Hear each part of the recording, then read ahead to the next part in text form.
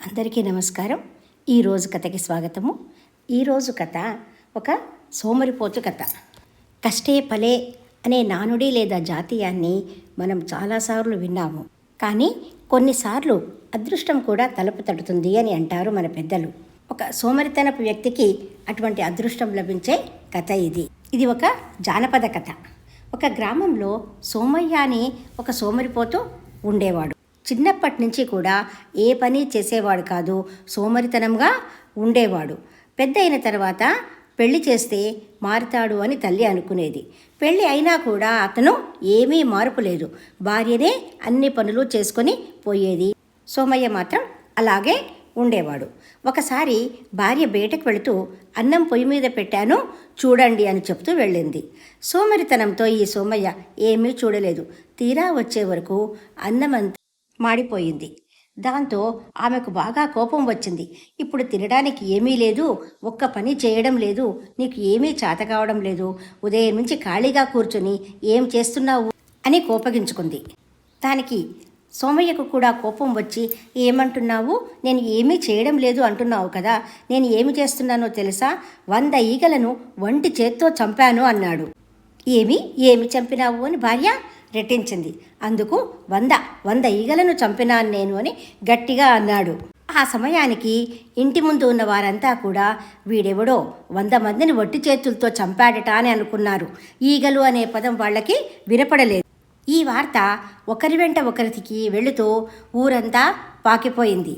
అక్కడ ఉన్న సైనికులు వీడెవడో 100 మందిని చంపినాడట, మన రాజుగారికి తెలుపుదాము అని సైనికులలో ఒకరు అనుకున్నారు. ఆ సైనికుడు వెళ్ళి రాజుగారికి చెప్పగా వెంటనే రాజుగారు ఆ వీరుడెవరో తీసుకురండి చూద్దాము అని అన్నాడు. రాజుగారు వెంటనే భటులకి గుర్రాలనిచ్చి సోమరిపోతు ఇంటికి పంపిస్తాడు. అప్పుడు కూడా సోమరిపోతు సోమయ్య ఎవరి కోసమో వీళ్ళు వెళుతున్నారు అనుకుంటాడు. తీరా తన ఇంటి గుమ్మం ముందు ఆగేసరికి ఎందుకో వచ్చినారు అనుకుంటారు. అప్పుడు భటులు, అయ్యా మిమ్మల్ని రాజుగారు రమ్మంటున్నారు, మీరు అక్కడికి రావాలి అని అంటాడు. అందుకు నేనేం చేశాను, నేనేం చేయలేదు, నేనెందుకు రాజుగారి దగ్గరికి రావాలి అంటాడు. అయ్యా మీరు ఈ తమాషాలు ఆపండి, మీరు 100 మందిని వంటి చేత్తో చంపగలిగారట, ఈ విషయం రాజుగారికి కూడా తెలిసిపోయింది, మీరు తమాషాలు చేయకుండా రాజుగారి దగ్గరికి వచ్చేయండి అని అంటారు. అందుకు సోమయ్య ఆలోచించి రాజుగారి మాట కనుక వెళ్ళాలి అనుకొని, సరే ఒక గుర్రాన్ని వదిలి మీరు వెళ్ళండి, మీ వెనకాల నేను వస్తాను అని చెప్తాడు. సోమయ్య బయలుదేరుతూ భార్యతో భయంగా, నేను అక్కడికి వెళుతున్నాను కానీ ఏం జరుగుతుందో తెలియదు, కనుక నువ్వు పెట్టే సర్దుకొని మీ పుట్టింటికి వెళ్ళు, పిల్లల్ని జాగ్రత్తగా చూసుకో అని చెప్తాడు. గుర్రాన్ని ఎక్కడం కానీ తోలడం కానీ రాని సోమయ్య ఏదో విధంగా తంటాలు పడి గుర్రాన్ని ఎక్కి గుర్రాన్ని తోలడానికి తన వద్ద ఉన్న పిన్నేసుతో దాన్ని కూర్చుతాడు. ఆ నొప్పికి తట్టుకోలేక గుర్రము రయ్యుమని మెరుపు వేగంతో రాజభవనం వైపు వెళుతుంది. కోటపైన ఉన్న రాజు ఇంత వేగంతో వస్తున్న సైనికుడు ఎవరా అని భటులను పిలిపించి ఆ సైనికుణ్ణి రమ్మంటాడు. అతను సోమరిపోతు అని తెలుసుకుంటాడు. ఆ సోమరిపోతు సభలోకి రాగానే, ఇంత వేగంగా పరిగెడుతున్నావు, ఏ సైనికుడు కూడా ఇంత వేగంగా పరిగెత్తలేడు అని మెచ్చుకొని అతనికి నగలు వజ్రాలు బహుమానంగా ఇస్తాడు. నీలాంటోడు మాకు అవసరము, ఎప్పుడైనా ఆపద వచ్చినప్పుడు నీకు కబురు పంపిస్తాను, వెంటనే వచ్చి మాకు సహాయం చెయ్యి అని ఉంటాడు. అప్పుడు సోమరిపోతు సోమయ్య సంతోషంతో బహుమానం తీసుకొని ఇంటికి వెళతాడు. కొంతకాలం తర్వాత ఆ గ్రామానికి దొంగల బాధ మొదలవుతుంది. చీకటి పడితే చాలు క్షణంలో వాళ్ళు వచ్చి ఉన్నదంతా దోచుకొని నిమిషంలో మాయమైపోయేవారు. ఏమి చేయాలి అని తెలియనప్పుడు రాజుగారికి ఈ సోమరిపోతు సోమయ్య గుర్తొస్తాడు. 100 మందిని వంటి చేత్తో చంపినాడు కాబట్టి దొంగల బాధను ఈ సోమయ్య ద్వారా మనం తొలగించుకుందాము అని భటులను మళ్ళీ సోమయ్య ఇంటికి పంపిస్తాడు. విషయం విన్న సోమయ్య ఈ దొంగల చేతిలో నాకు చావు ఖాయము అనుకుని భార్యకు తగు జాగ్రత్తలు చెప్పి రాజు దగ్గరికి వెళ్ళి, సైనికులు ఏమీ అవసరం లేదు, నేను ఒక్కడినే వెళ్ళి ఆ దొంగలను పట్టుకొని వస్తాను రాజా అని చెప్పి తాను బయలుదేరతాడు. ఇంటికి వెళ్ళి ఈ రాత్రి నా పని అయిపోయింది అనుకొని గుమగుమలాడే మంచి బిర్యానీ భార్యతో చేయించుకొని తాను బయలుదేరతాడు. మధ్యలో తోటలో తాను తీసుకున్న విషాన్ని ఆ బిర్యానీలో కలిపి తిని చనిపోదామని అనుకుంటాడు.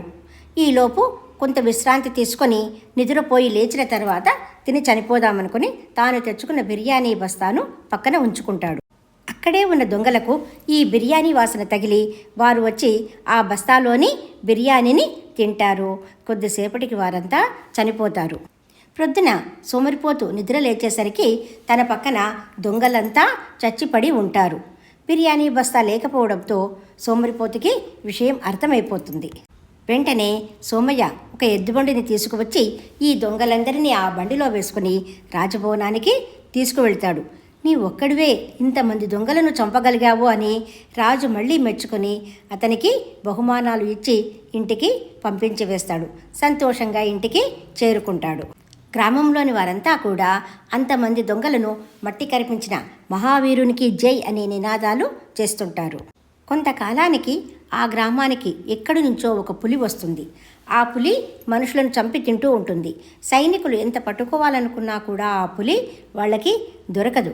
రాజుగారికి ఈ విషయం తెలిసి దొంగల్ని మట్టి కరిపించిన మహావీరుడు ఉన్నారు కదా, అతని ద్వారా పులిని మనం పట్టుకుందాము అని అనుకొని మళ్ళీ భటులను సోమరిపోతు సోమయ్య ఇంటికి పంపిస్తాడు. భటులు సోమయ్యకు విషయమంతా వివరించి పులిని పట్టుకోవాల్సిందిగా రాజాజ్ఞ అని చెబుతారు. అప్పుడు రాజు దగ్గరికి వెళ్ళి సైనికులు ఏమీ అవసరం లేదు, నేను ఒక్కడినే పులిని తీసుకొని వస్తాను అని చెప్పి తాను బయలుదేరతాడు. సోమయ్య ఇంటికి వెళ్ళి భార్యకు తగు జాగ్రత్తలు చెప్పి గుర్రం మీద ఒక కంబళి తీసుకొని తాను వెళ్తాడు. ఒక అడవిలో చెట్టుకి గుర్రాన్ని కట్టివేసి తాను కంబళి కప్పుకొని విశ్రాంతి తీసుకుంటూ ఉంటాడు. పెద్ద పులికి ఎక్కడ ఆ గ్రామంలో ఆహారం దొరకక నీరసించి వీరున్న చోటనే తిరుగాడుతూ ఉంటుంది. గుర్రము ఈ పెద్ద పులిని చూసి భయపడి కట్లు తెంపుకొని పరిగెడుతుంది.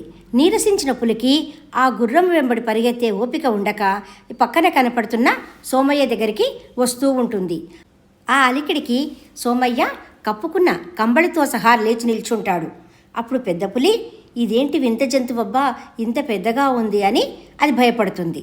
అప్పుడు సోమయ్య ఆ జంతువును చూసి గుర్రము అనుకొని తాడు తీసుకుని వచ్చి ఆ పులిని చెట్టుకు కట్టివేస్తాడు. అది నీరసంగా ఉన్నందున తెల్లవారేసరికి అది చనిపోతుంది. సోమరిపోతూ పొద్దున లేచేసరికి ఆ పెద్ద పులి చచ్చిపడిపోయి ఉంటుంది. వెంటనే ఒక ఎద్దుల బండి తీసుకొని వచ్చి ఆ చనిపోయిన పెద్ద పులిని రాజభవనానికి తీసుకువెళ్తాడు. అప్పుడు రాజుగారు సంతోషించి పెద్ద పులిని ఒంటి చేత్తో మట్టి కరిపించినావు అని మెచ్చుకొని బహుమానాలు ఇచ్చి ఇంటికి పంపివేస్తాడు. గ్రామంలోని వ్యక్తులు కూడా దొంగల్ని పట్టించావు, పెద్ద పులిని చంపివేశావు అని చెప్పి నినాదాలు చేస్తారు. కొంతకాలానికి శత్రురాజులు దండయాత్ర చేయగా రాజు మళ్ళీ ఈ సోమరిపోతు సోమయ్య సహాయం తీసుకుంటాడు. ముందు నేను ఒక్కడినే వెళతాను, తర్వాత సైన్యాన్ని పంపండి మహారాజా అని చెప్పి తాను వేగంగా పరిగెత్తే ఒక గుర్రాన్ని తీసుకొని బయలుదేరుతాడు. అది వేగంగా పరిగెత్తాలని దానిని పిన్నీస్తో కుచ్చుతాడు. గుర్రం వేగంగా పరిగెడుతూ ఉంటుంది. మధ్యలో 2 తాటి చెట్లు వస్తే ఆ తాటి చెట్ల మధ్య గుండా గుర్రాన్ని పరిగెత్తిస్తాడు. అప్పుడు తాటి చెట్ల సహాయంతో తాను తప్పించుకోవచ్చు అనుకుంటాడు. కానీ ఆ తాటి చెట్లు డొల్లా కావడం వల్ల గుర్రం వేగానికి ఆ చెట్లు 2 అతని చేతికి అందుతాయి. ఈ విధంగా వస్తున్న సైనికుడిని చూసి శత్రురాజులు భయపడి అయ్యో వీడు మనల్ని చంపేస్తాడు అని వాళ్ళు భయపడి పారిపోతారు. కాసేపటికి రాజభవనం నుండి సైనికులు వచ్చే వరకు శత్రురాజులు వెళ్ళిపోయి సోమయ్య ఒక్కడే కనపడతాడు. అప్పుడు వాళ్ళు రాజుగారి దగ్గరికి వెళ్ళి శత్రు సైన్యాన్ని పారద్రోలిన మహావీరుడు అని రాజుగారికి చెప్తాడు. రాజుగారు ఎంతో మెచ్చుకొని నగలు వజ్రాలు ఇచ్చి అతనికి సైన్యాధ్యక్షుని పదవిని కూడా ఇస్తాడు. సోమయ్యను అదృష్టం వరించిన కథ. కాలం కలిసి వస్తే వచ్చే అపాయాలన్నీ కూడా వాటంతటవే తొలగిపోతాయనే విషయాన్ని తెలియజేసే కథ. లైక్ చేయండి, షేర్ చేయండి, సబ్స్క్రైబ్ చేయండి. Thank you.